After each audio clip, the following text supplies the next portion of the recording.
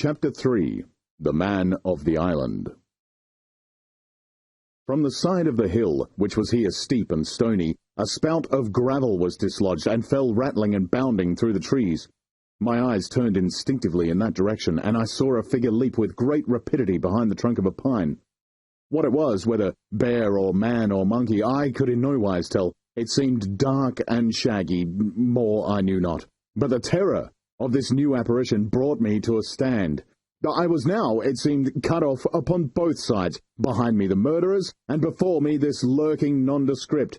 And immediately I began to prefer the dangers that I knew to those I knew not. Silver himself appeared less terrible in contrast with this creature of the woods, and I turned on my heel, and, looking sharply behind me over my shoulder, began to retrace my steps in the direction of the boats. Instantly the figure reappeared, and, making a wide circuit, began to head me off. I was tired at any rate, but had I been as fresh as when I rose, I could see it was in vain for me to contend in speed with such an adversary. From trunk to trunk the creature flitted like a deer, running man-like on two legs, but unlike any man that I had ever seen, stooping almost double as it ran. Yet a man it was. I could no longer be in doubt about that. I began to recall what I had heard of cannibals.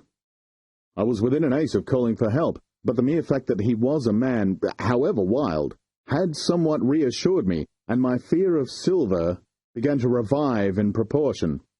I stood still, therefore, and cast about for some method of escape, and as I was so thinking, the recollection of my pistol flashed into my mind. As soon as I remembered I was not defenceless, courage glowed again in my heart, and I set my face resolutely for this man of the island, and walked briskly towards him. He was concealed by this time behind another tree trunk, but he must have been watching me closely, for as soon as I began to move in his direction, he reappeared and took a step to meet me. Then he hesitated, drew back, came forward again, and at last, to my wonder and confusion, threw himself on his knees and held out his clasped hands in supplication. At that, I once more stopped. "Who are you?" I asked. "Ben Gunn," he answered, and his voice sounded hoarse and awkward like a rusty lock. "I'm poor Ben Gunn, I am, and I haven't spoke with a Christian these 3 years." I could now see that he was a white man like myself, and that his features were even pleasing. His skin, wherever it was exposed, was burnt by the sun. Even his lips were black, and his fair eyes looked quite startling in so dark a face. Of all the beggarmen that I had seen or fancied, he was the chief for raggedness. He was clothed with tatters of old ship's canvas and old sea cloth, and this extraordinary patchwork was all held together by a system of the most various and incongruous fastenings, brass buttons, bits of stick, and loops of tarry gaskin. About his waist he wore an old brass-buckled leather belt, which was the one thing solid in his whole accoutrement. 3 years! I cried. "Were you shit-wrapped?" "Nay, mate," he said. "Marooned." I'd heard the word, and I knew it stood for a horrible kind of punishment common enough among the buccaneers, in which the offender is put ashore with a little powder and shot and left behind on some desolate and distant island. "Marooned 3 years agone," he continued, "and lived on goats since then, and berries and oysters. Wherever a man is, says I, a man can do for himself, but, mate, my heart is sore for Christian diet. You, you mightn't happen to have a piece of cheese about you now? No? Oh, many's the long night I've dreamed of cheese, toasted, mostly, and woke up again, and here I were. 'If I can ever get aboard again,' said I, 'you shall have cheese by the stone.'" All this time he had been feeling the stuff of my jacket, smoothing my hands, looking at my boots, and generally, in the intervals of his speech, showing a childish pleasure in the presence of a fellow creature. But at my last words he perked up into a kind of startled slyness. "If ever you can get aboard again, says you," he repeated. "Why now, who's to hinder you?" "Not you, I know," was my reply. "And right you was," he cried. "Now you What do you call yourself, mate? Jim, I told him. Jim, said he, quite pleased apparently. Well now, Jim, I've lived that rough as you'd be ashamed to hear of it. Now, for instance, you wouldn't think I had a pious mother to look at me, he asked. Why, no, not in particular, I answered. Ah, well, said he, but I had remarkable pious, and I was a civil pious boy, and could rattle off my catechism that fast as you couldn't tell one word from another. And here's what it comes to, Jim. And it begun with Chuck Father on that blessed gravestones. That's what it begun with, but it went further than that. And so my mother told me, and predicted the whole, she did, the pious woman, but it were Providence that put me here. I've thought it all out in this here lonely island, and I'm back on piety. You don't catch me tasting rum so much, but just a thimbleful for luck, of course, the first chance I have. I'm bound I'll be good, and I see the way to... And, Jim, looking all around him and lowering his voice to a whisper, I'm rich. I now felt sure that the poor fellow had gone crazy in his solitude, and I suppose I must have shown the feelings in my face, for he repeated the statement hotly. Rich! Rich! I says, and I'll tell you what, I'll make a man of you, Jim. Ah, Jim, you bless your stars, you will. Then you was the first that found me.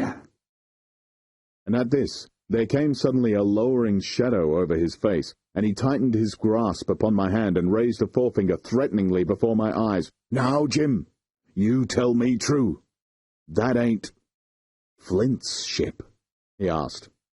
At this, I had a happy inspiration. I began to believe that I had found an ally, and I answered him at once. It's not Flint's ship, and Flint is dead, but I'll tell you true, as you ask me. There are some of Flint's hands aboard, worse luck for the rest of us. Not a man with one leg, he gasped. Silver? I asked. Ah, Silver, said he. That were his name. Well, he's the cook, and the ringleader, too. He was still holding me by the wrist, and at that he gave it quite a wring. If you was sent by Long John, he said, I'm as good as pork, and I know it. But where was you, do you suppose? I'd made up my mind in a moment, and by way of answer told him the whole story of our voyage, and the predicament in which we found ourselves. He heard me with the keenest interest, and when I had done, he patted me on the head. You're a good lad, Jim, he said, and you're all in a clove hitch, ain't you? Well, you just put your trust in Ben Gunn. Ben Gunn's the man to do it. Would you think it likely now that your squire would prove as liberal-minded one in case of help, him being in a clove hitch, as you remark? I told him the squire was the most liberal of men. Aye, but you see, returned Ben Gunn, I didn't mean giving me a gate to keep in a suit of livery clothes and such. That's not my mark, Jim. What I mean is, would he be likely to come down to the tune of, say, £1,000 out of the money that's as good as a man's own already? I'm sure he would, said I. As it was, all hands were to share. And a passage home, he added with a look of great shrewdness.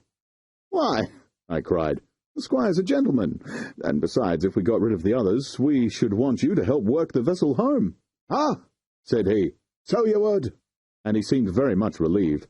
Now, I'll tell you what, he went on. So much I'll tell you, and no more. I were in Flint's ship when he buried the treasure, he and 6 strong seamen.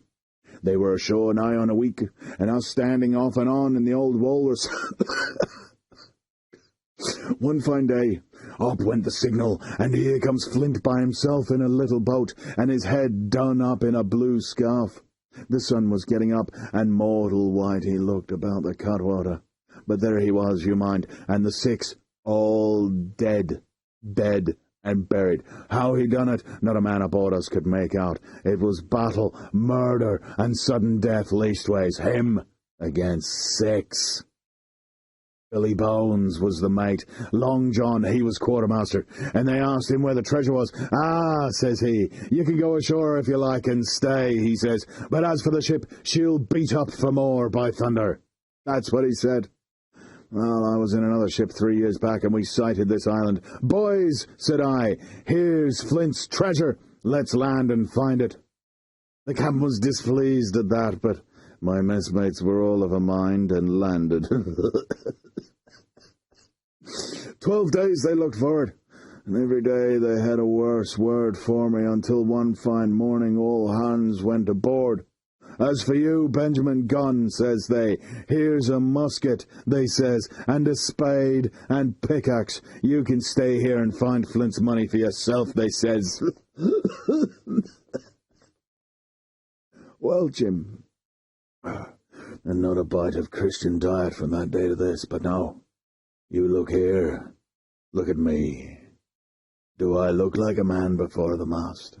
No, says you. Nor I weren't neither, I says. And with that he winked and pinched me hard. Just to mention them words to your squire, Jim, he went on. Nor he weren't neither, that's the words. 3 years he were the man of this island, light and dark, fair and rain, and sometimes he would maybe think upon a prayer, says you. And sometimes he would maybe think upon his old mother, so be as she's alive, you'll say. But the most part of Gunn's time, this is what you'll say, the most part of his time was took up with another matter. And then you'll give him a nip, like I do, and he pinched me again in the most confidential manner. Then, he continued, then you'll up, and you'll say this, Gunn is a good man, you'll say, and he puts a precious sight more confidence, a precious sight, mind that, in a gentleman born than in these gentlemen of fortune, having been one hisself. Well, I said, I don't understand one word that you've been saying, but that's neither here nor there, for how am I to get on board? Ah, said he, that's the hitch for sure. Well, there's my boat that I made with my 2 hands. I keep her under the White Rock. If the worst come to the worst, we might try that after dark. Hey! He broke out. What's that? But just then, although the sun had still an hour or two to run, all the echoes of the island awoke and bellowed to the thunder of a cannon. They've begun to fight, I cried. Follow me. And I began to run towards the anchorage, my terrors all forgotten, while closely at my side the marooned man in his goatskins trotted easily and lightly. Left, says he.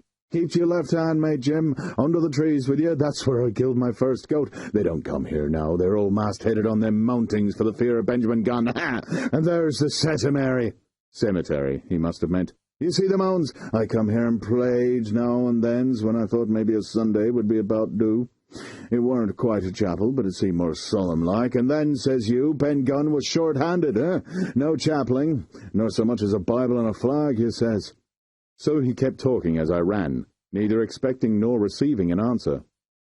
The cannon shot was followed after a considerable interval by a volley of small arms. Another pause, and then, not a quarter of a mile in front of me, I beheld the Union Jack flutter in the